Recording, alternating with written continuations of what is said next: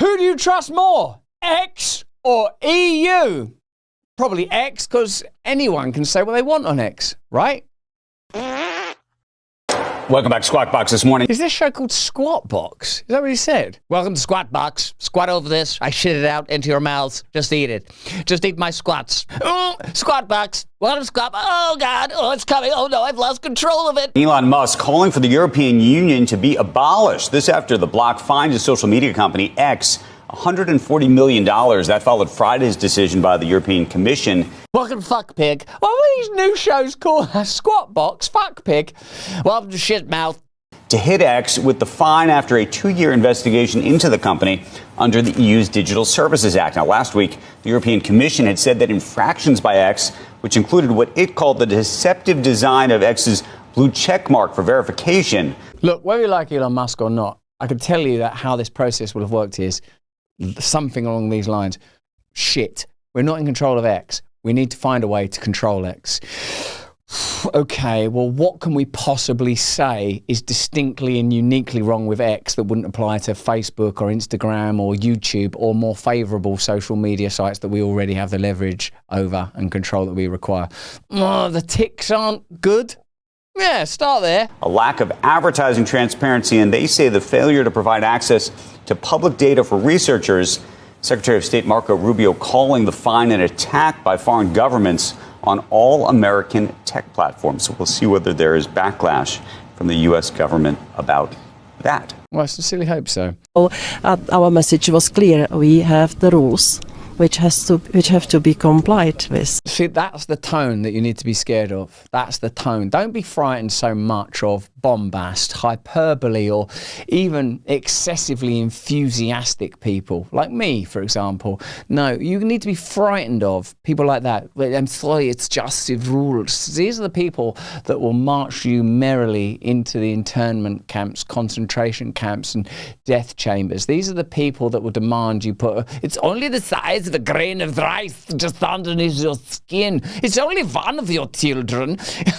It's only sexual slavery. These are the people that will justify and rationalize anything. Listen carefully to the tone. And otherwise there will be sanctions. An EU Commissioner for Values and Transparency. Why do you need one? I think that the confidence has been weakened, and I had quite high level of confidence when it comes to Twitter. I have to say that we worked with knowledgeable people. I bet you did. I bet you did. We remember that when people got inside Twitter via Musk, journalists like Matt, you remember all the journalists. Anyway, you remember them. They revealed the depths that deep state departments within the United States have been involved with managing and censoring information, and presumably that wasn't unique to the USA. As the European Union moves to fine X 120 million euros, which isn't real money, under the guise of transparency, is Elon Musk correct in suggesting that the EU should be dismantled? And do familiar foes such as Hillary Clinton link the censorship industrial complex on either side of the Atlantic? Clinton and the EU, there's something for everyone. Can we involve the Jews? They'll find a way. Hey! The European Commission's decision to fine X 120 million euros is officially a matter of transparency, at least that's the claim. Yet the deeper one looks, the harder it becomes to ignore that this is less about consumer protection and more about disciplining a platform that refuses to fit into Europe's preferred structure of public communication. The Commission insists that none of this involves censorship, but when regulations target visibility, verification, access to data, and government-aligned researchers, the line between transparency and speech control begins to blur. The Digital Services Act is built around a model in which regulators and government-affiliated groups determine which information poses a systemic risk. They then pressure platforms to treat the material as dangerous. In practice, it creates a hierarchy of voices. Under the older Twitter model, verification was a selective privilege often granted through opaque internal decisions or expensive advertising commitments. Elon Musk's decision to make verification accessible to anyone disrupted that hierarchy. The Commission now describes this shift as deceptive, but the truth is that it undermined the old media and political political order that relied on verification as a badge of institutional authority. Indeed, sigils, signs, and emblems of power are precisely what's under threat right now.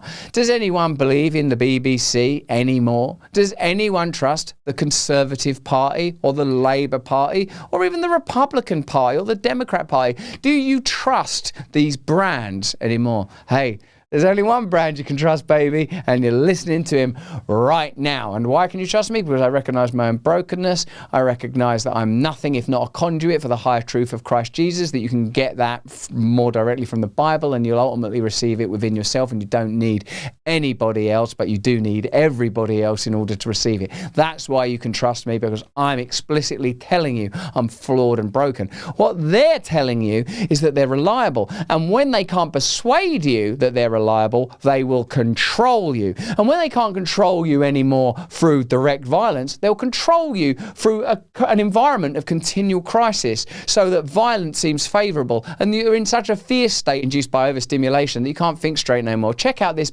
beautiful experiment. There was an experiment where two groups of dogs were held in electrified cages. Let's call them Group A and Group B, both with 5 or 6 dogs in them. Group A had access to a lever that meant they could turn off the electrical current that was running through the floor of their cage.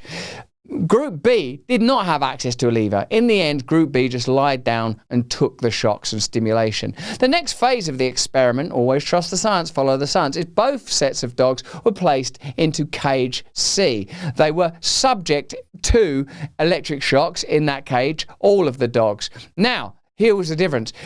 The cage in the second experiment was only 1.5 feet high, and if the dogs wanted to, they could jump out. They could get out of the cage if they wanted to. Group A, that in the previous cage had access to a lever, all got up and jumped out. Group B, that had never had access to a lever, all just laid down and accepted it. Remember that ultimately all of the information you receive is understood ultimately by you as an electromagnetic signal. Neurologically, even this voice now, which is vibration coming in through your ears, or the light information that you're receiving through your eyes, is being received electromagnetically, neurologically. We are all in a cage where we're being, if not shocked, stimulated. Occasionally you are shocked, but mostly you're in a state of continual stimulation. Add to that you're eating bad food, you're receiving deceptive information, you're being lied to and controlled continually. The puppy analogy rings terrifyingly true. Some of us have been given access to levers in the past, so we know there's a way out. Other people don't believe there's a way out, so they're lying down and taking it. What I'm telling you, all of you, whether you're in Group A or Group B, whether you believe it's possible to transcend, to escape, to reach the kingdom, or if you think there's no point, there ain't no point, I might as well just lay down and take the 1,000 shocks that flesh is heir to quote Shakespeare. The truth is that freedom is possible. But in order to do that, you have to first survive, then escape, then control, then submit. Those are the rules of jiu-jitsu, and those are the rules of life. But that's just what I think. Let me know what you think in the comments and the chat. You live in a state of continual stimulation, a system that controls the electromagnetic impulses within your body. Your body is a field, not an object. You're not a blob. Your material body is held in a field. How else could it be? How is it that cells know whether they're dental or oral? How is it they know whether they're skeletal or cardiovascular? The cells in your body are guided by a field. All of the information within the cells is activated by an ulterior, evident, present, but less easy to observe set of information that's part of a greater whole. Hey, complicated stuff, but what do you want to do? Just sit around masturbating? You can do that also. It's not an either-or situation. It must be 2025 because I can say this. Ivermectin is good for you. Remember when saying that would get you shot, hung, killed, and eaten by, I don't know, CNN. Maybe it would be Brian Stelter would eat you. Oh my God, you can't say that about ivermectin. Well, the wellness company, they've been there at the forefront from the get-go. You can trust them. And they are, I'm going to use the word peddling ivermectin, baby. What if the censored media that saved millions during the pandemic was being made mostly in China today? It's true. About 80% of the world's ivermectin supply comes from Asia. Introducing American-made ivermectin. Trusted, tested, produced locally in Florida. That's gator ivermectin. That's ivermectin you can rely on. That's ivermectin in stars and stripes. That's ivermectin that ain't gonna let you down. That's Rocky ivermectin. That's ivermectin that you can trust and put your faith in. It's a firearm, it's a bullet, it's a mag packed with ivermectin. Here from the US States, baby. Ivermectin has been prescribed globally for more than 30 years and even earned the Nobel Prize in Medicine for its proven ability to eliminate parasites. But after success treating COVID, emerging research shows that wonder drug can help with everything. Rosacea, arthritis, and even, wait for it, drumroll please, cancer, king of illnesses. Most pharmacies charge $5 a tablet for 12 milligrams or less, but the wellness company is offering higher 18 milligram doses for just $3.50 per tablet. You'll get a 6-month supply of 84 tablets at an unbeatable price. Get your US-made ivermectin today. So go to twc.health/brand. Use the code brand, then they'll know that you bought it because of our ad, and then they're like, whoa, let's buy more ads off them guys. They're good guys. Be good for us. Ka-ching, ka-ching. And then we'll buy ivermectin from the Chinese, and we'll undercut them. Okay, so you get 10% off also. If you save $30 and you get free shipping if you use our thing, okay? So go to twc.health/brand. God bless you, and God bless America, and God bless American ivermectin, not that filthy, unreliable Chinese ivermectin. The rhetoric of transparency also masks how the DSA empowers government-selected researchers to access platform data for monitoring speech trends. Many of these groups have previously collaborated with NGOs and law enforcement to flag political content for moderation. This kind of stuff was happening to us all the time during the pandemic. The Commission frames this as neutral oversight. There's no such thing as neutral. Musk frames it as feeding a censorship machine.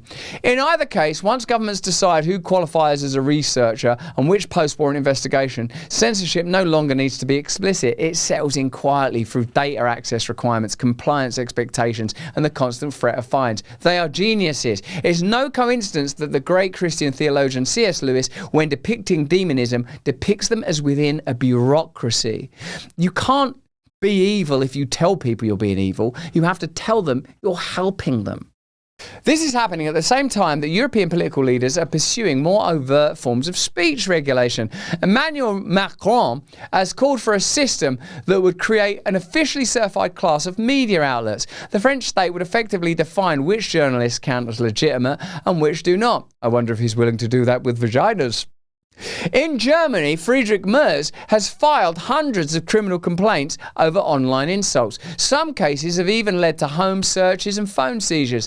Germany already enforces some of the strictest online speech laws in Europe, and the idea that calling a politician a fool might trigger criminal procedure reveals how low the threshold for state involvement has become.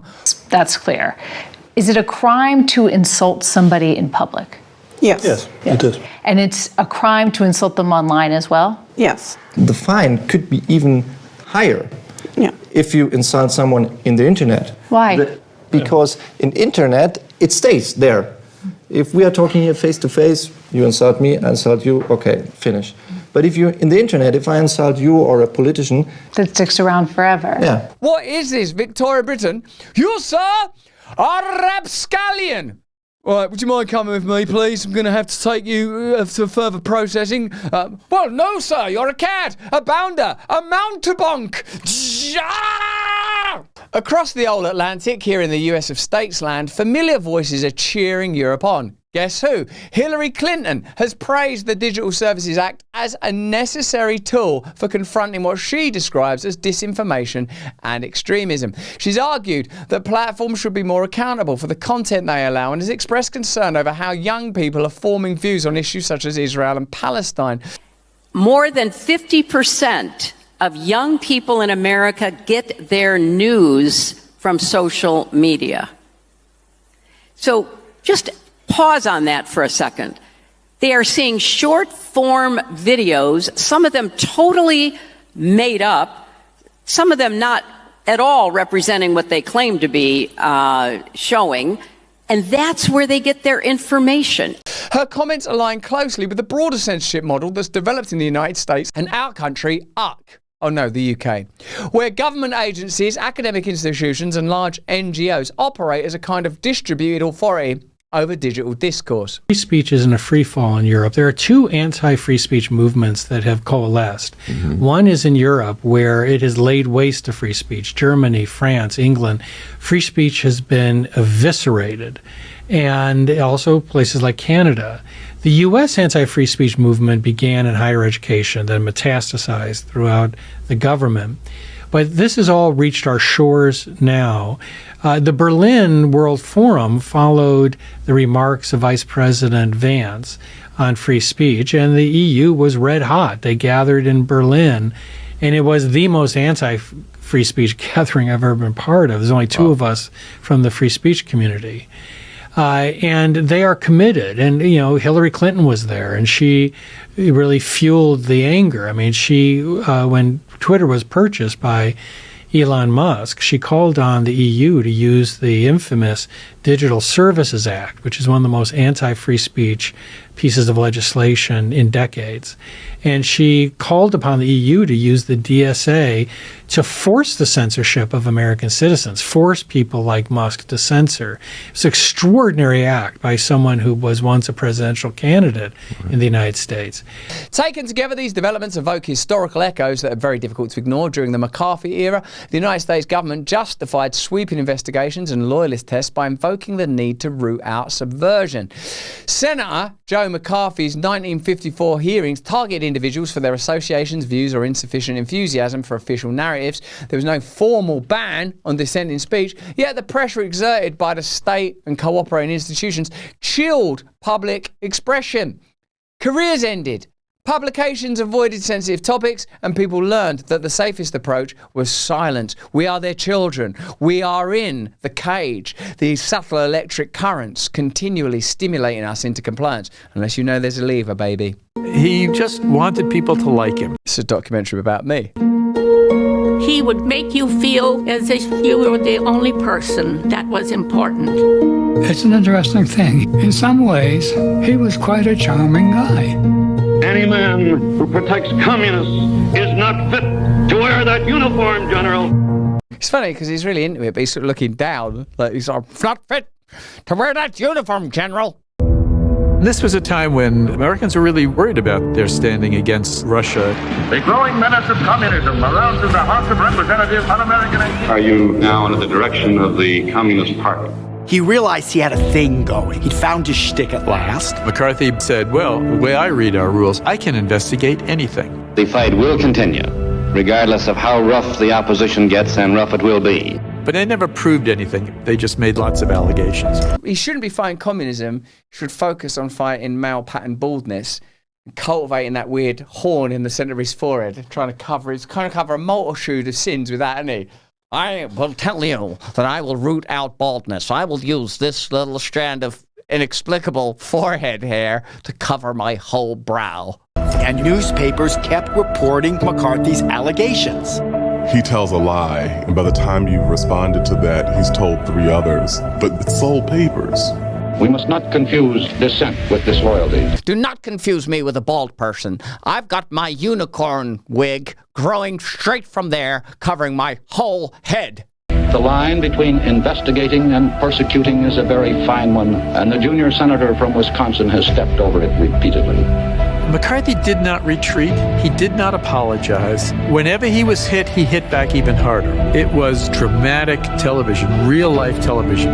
You have this figure at the center of American politics who is reckless, who is destroying lives, who is creating polarization. They're saying that he's Trump. That's what this documentary's trying to do. They're trying to say it's Trump, aren't they? That's what they're doing. Have you no sense of decency, sir? At long last, have you left no sense of decency?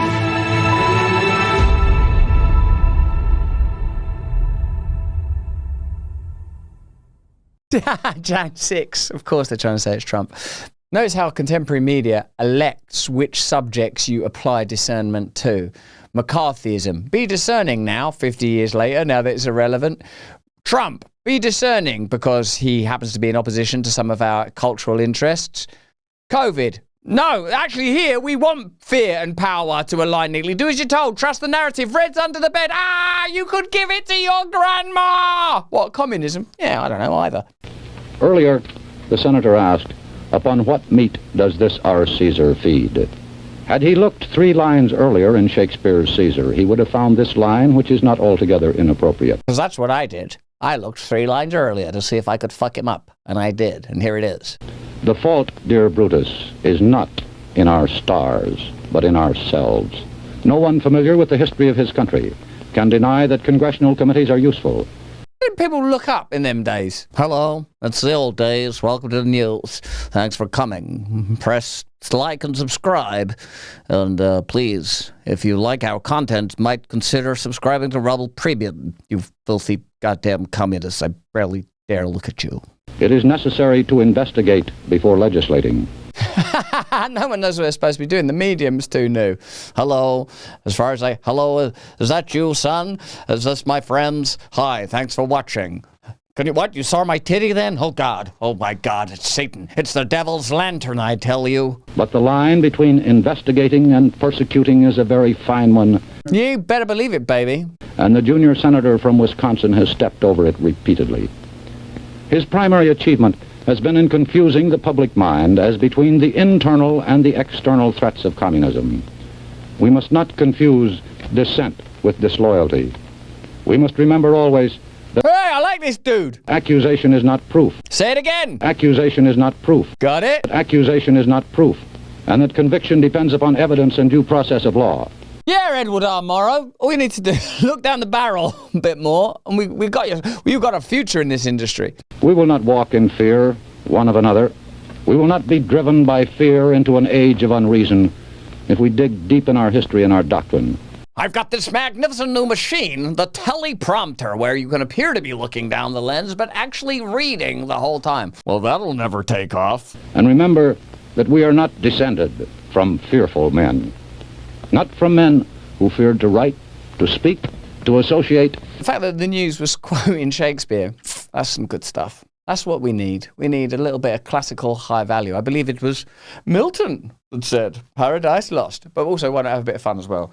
Oh, yeah, baby. There's a target on my chest, honey. And to defend causes that were for the moment unpopular. This is no time for men who oppose Senator McCarthy's methods to keep silent, or for those who approve.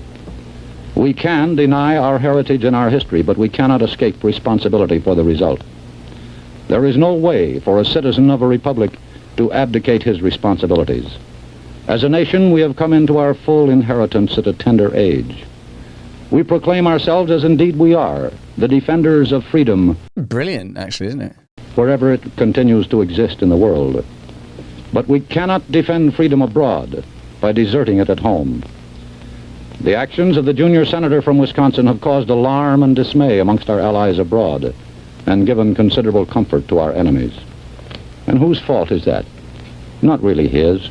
He didn't create this situation of fear, he merely exploited it, and rather successfully.